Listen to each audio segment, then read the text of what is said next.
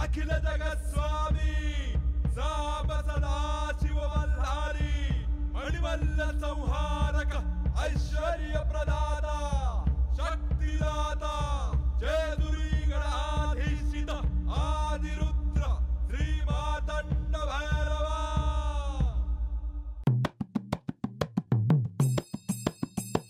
जय देव जय देव जय देव जय देव जय देव जय शिव मार्तंडा।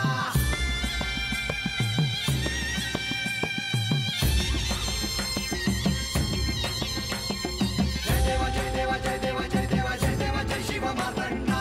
हरिवर्धन मल्हारी तुझी प्रचंडा।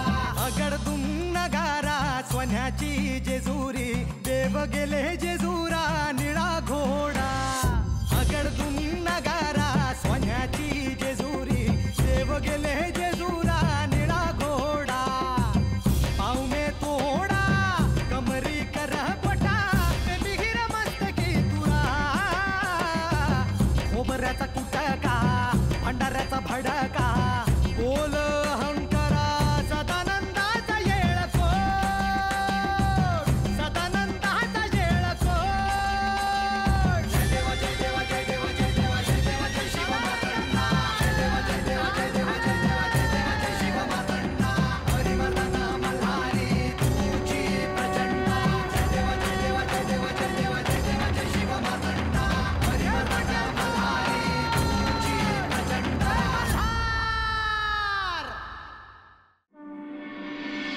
ओम ऐं ह्रीं क्लीं श्री आदिशक्तये नमः।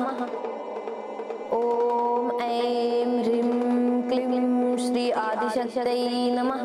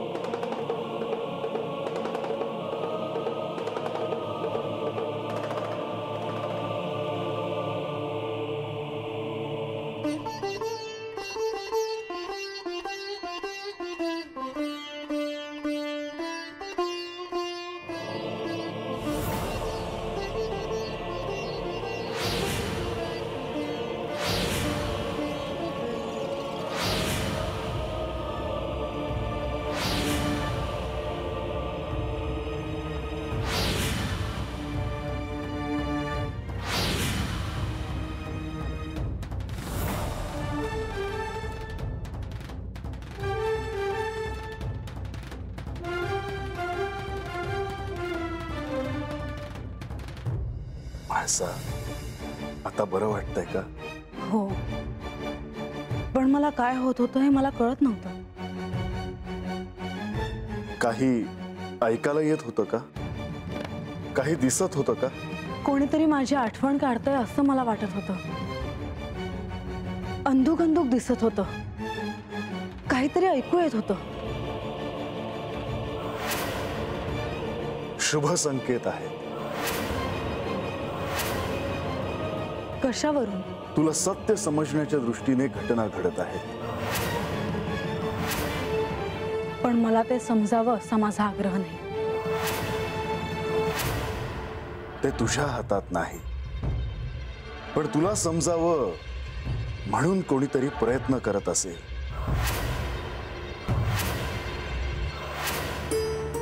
माणसा, तू नेवासेला जाण्याची थांबलीस हे योग्य केलंस. तू हा जेजुरी गड सोडून जाऊ नये. बरं झालं तुम्हीच विषय काढलात. लक्ष्मीदेवी माझ्याशी बोलायला आल्या होत्या. त्या माझ्याशी समंजसपणे बोलल्या म्हणून मी थांबते आहे. पण मी थांबावं, मी इथून जाऊ नये म्हणून तुम्ही नाही आलात. मी त्यासाठीच आत्ता इथे आलो आहे. माझा हाच आग्रह आहे की तू माझ्या सोबत राहावं. मी तुमच्या सोबतच राहत होते आणि आहे. पण तुम्ही मला सोडून गेलात आणि यावेळी देखील तुम्ही तिच्याकडे मला न सांगता गेलात. त्याची कारण मी तुला याआधीही सांगितली आहेत. पण मला ती पटलेली नाहीत. मी काय करावं म्हणजे तू आनंदी राहशील? तुम्ही तिच्याकडे पुन्हा जाणार नाही असे मला वचन द्या. म्हणजे सगळे प्रश्न सुटतील. पण तुझ्याच इच्छेप्रमाणे ती जेजुरी बाहेर गेली आहे ना, आणि तिने मला कोणताही संदेश पाठवला नाही. मी स्वतः तिच्याकडे गेलो. माझी दुसरी पत्नी म्हणून माझी तिच्यासाठी काही कर्तव्य आहेत, आणि त्यातही तिच्या काहीच अपेक्षा नाहीत. तरी पण एक आराध्य म्हणून तिला एका विशिष्ट ध्येयापर्यंत नेणे मला आवश्यक आहे. असं असेल तर मग विषयच संपला. मला यानंतर असा संसार नको आहे. त्यापेक्षा मी एकटी राहीन. ती तुमच्या आणि पर्यायाने माझ्या आयुष्यात आहे, म्हणून मीच निघून जाते. यावेळी मला थांबवू नका. अशी टोकाची भूमिका घेऊ नको. बानू आता जेजुरीत नाही, ती तुझ्या संसार देखील नाही. पण ती तुमच्या मनात आहे, आणि मला तेही नकोय. म्हाळसा,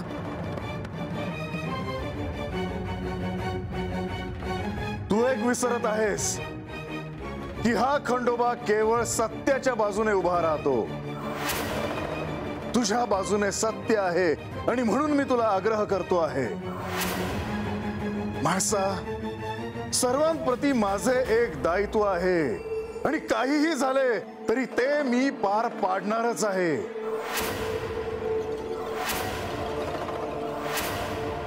आजवर तुझा आग्रह मी स्वीकारत आलो, पण त्याचा अर्थ असा नाही की तू माझा क्रोध जागा करावास. माझ्या आत वसलेल्या वैराग्याला पुन्हा एकातात जाण्यासाठी भाग पाडू नये. अन्यथा हा खंडोबा अशा खोल एकांतात जाईल की पुन्हा अखिल ब्रह्मांडात कोणालाही सापडणे अशक्य होईल.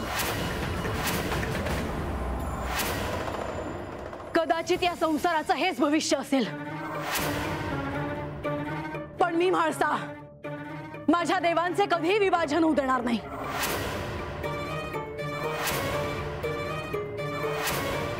आणि जर विभाजन होणारच असेल तर मी ते कधीही स्वीकारणार नाही.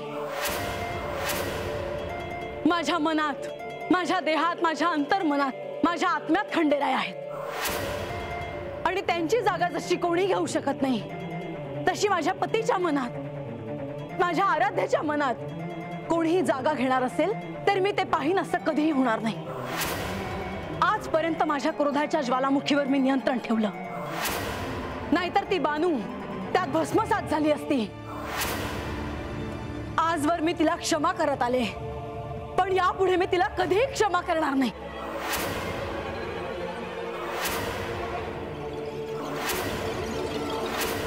ओम ऐं ह्रीं क्लीं श्री आदिशक्तये नमः.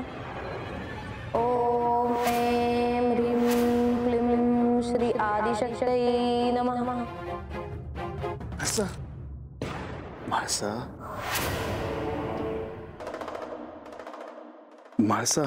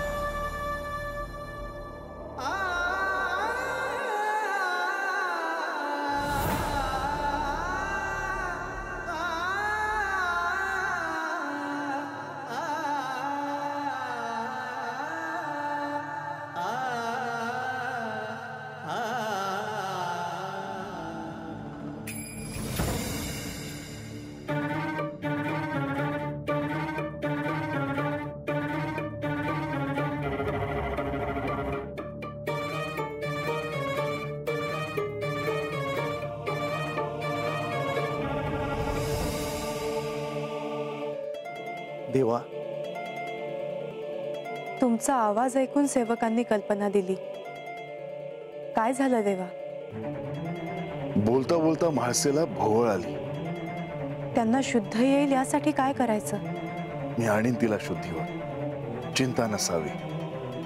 परंतु भांडणाचा आवाज येत होता. त्यांचं काय म्हणणं आहे? तिचं असं म्हणणं आहे की मी बानूला भेटायला जाऊ नये, नाहीतर ती इथून जाईल. पण त्यावर मी तिला सांगितले की ते शक्य नाही आणि वाद झाला. परंतु त्यांना मूर्छा येईल असं काय घडलं? मी बानूला उपासना दिली आहे, आदिशक्तीला प्रसन्न करण्यासाठी. बानूची उपासना सुरू झाली आणि म्हाळसेला मूर्छा आली. परंतु देवा, हा प्रयोग खूप अवघड आहे. त्यांना स्मरण व्हावं हा त्या मागचा हेतू आहे. मात्र काही अनर्थ घडायला नको. जे घडेल ते शुभच घडेल. म्हाळसा आणि बानू यांच्यामध्ये प्रेमपूर्ण संबंध व्हावे आणि त्यांना सत्य काय ते कळावे, हाच यामागचा हेतू आहे. म्हाळसाला त्वरित जाग करावं असं मला वाटतं. होय.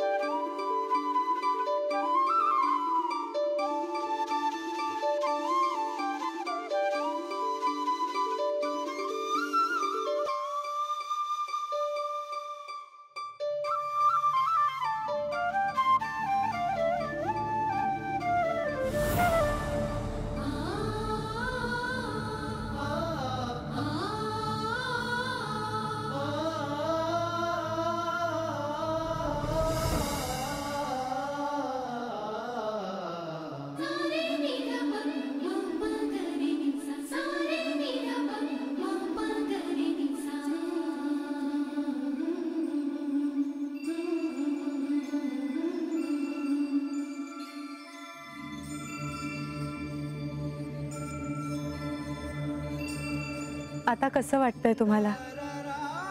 मला काही झालं नव्हतं.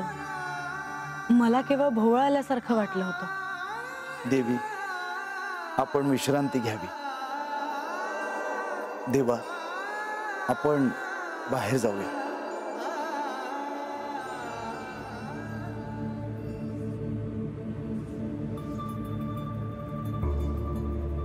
तुम्हाला काही दिसलं किंवा जाणवलं का?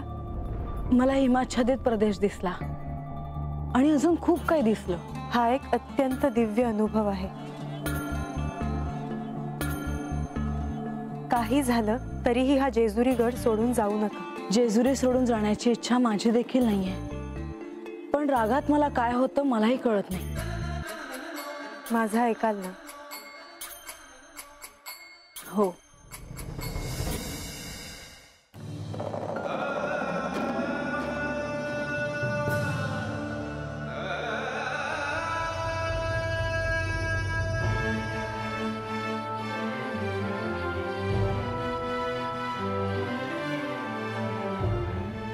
गणेश, आपण काय करता आहात? तुम्हाला भेटायला आलो.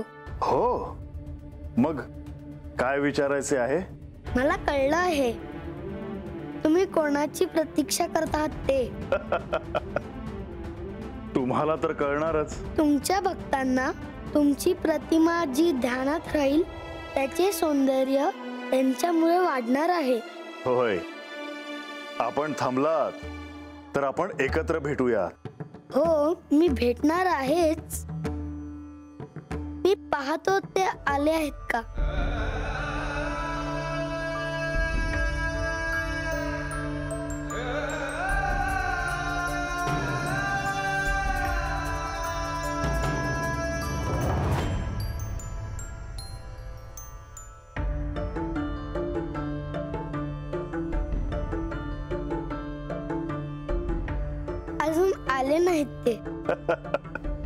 येतील ते, आपण प्रतीक्षा करूयात.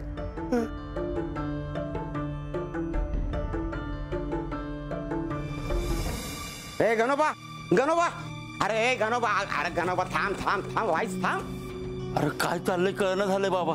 काय झालं? तुला तुझ्या बायकोनं घरातून हाकलून दिला की काय? काय बोलतोयस तू? बरोबर सांग, काय झालाय? अरे गडावर एक मोठा कुत्रा आलाय. तू बी गणोबा, अरे कुत्राच आहे ना, वाघ तर नाही. अरे तेच म्हणतोय मी. अरे वाघासारखं दिसतोय. कुत्रा हाय आणि वाघासारखा दिसतोय. होय होय, आणि तू गडाच्या दिशेनच येतोय. अरे मग समजे सैनिक काही नुसतं बघत बसले आहेत की काय? अरे बाबा, त्याला अडीवला की तो हत्तीसारखा मोठा होतोय. आता काय खरं नाही बघ. तो होतं येण्याच्या आत, म्या जातो आत. बघ, तू काय घाबरू नकोस. म्या देवाची सांगायला जातोय. चल येतो.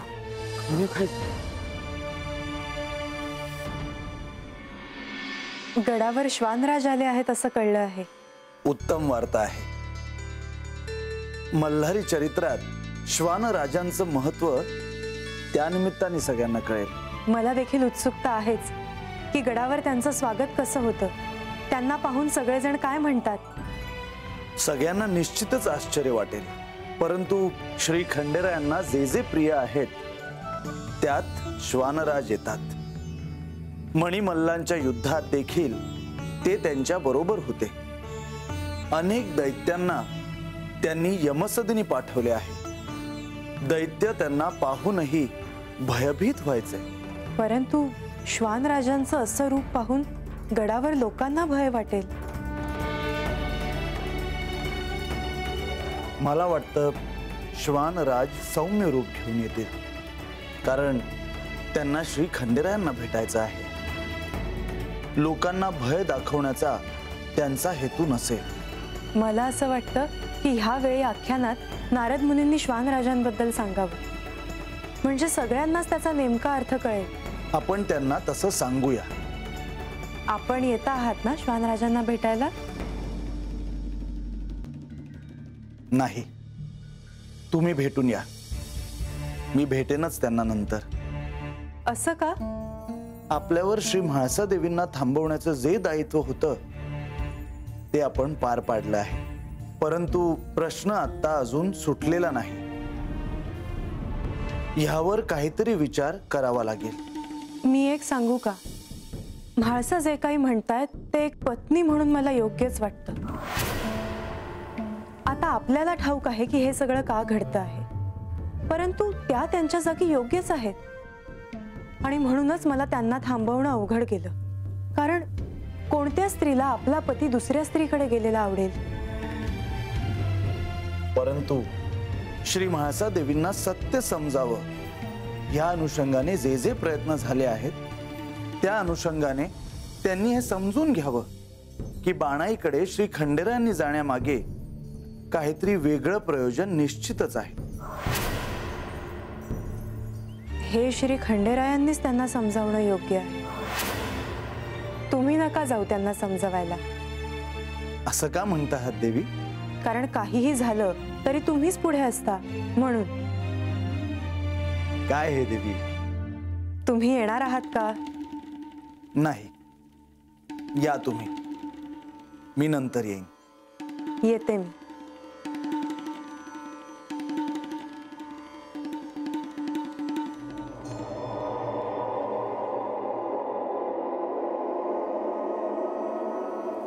कधी येणार तुमचे प्रिय अतिथी?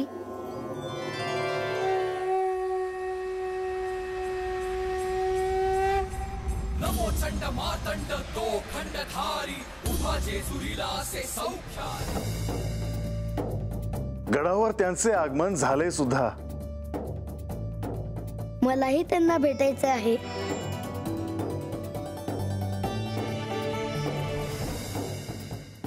केव्हा कसं सांगावं कळत नाही. का? काय झालं? नाही म्हणजे गोष्ट तशी मोठी नाही, पर सांगावं का नाही? सांगा आता. तेव्हा गडावर एक मोठा कुत्रा आलाय. तो कोणाचं बी ऐकत नाही. त्याला आडीवला तर तो वाघासारखा मोठा होतो या. साधा सुद्धा कुत्रा नाही त्यो. काय करावं काय कळत नाही. गणोबा, ते श्वानराज आहेत. त्यांना सन्मानाने राजवाड्यात घेऊन या. ते तुम्हाला भेटाय आलं? होय. सांगतो जी.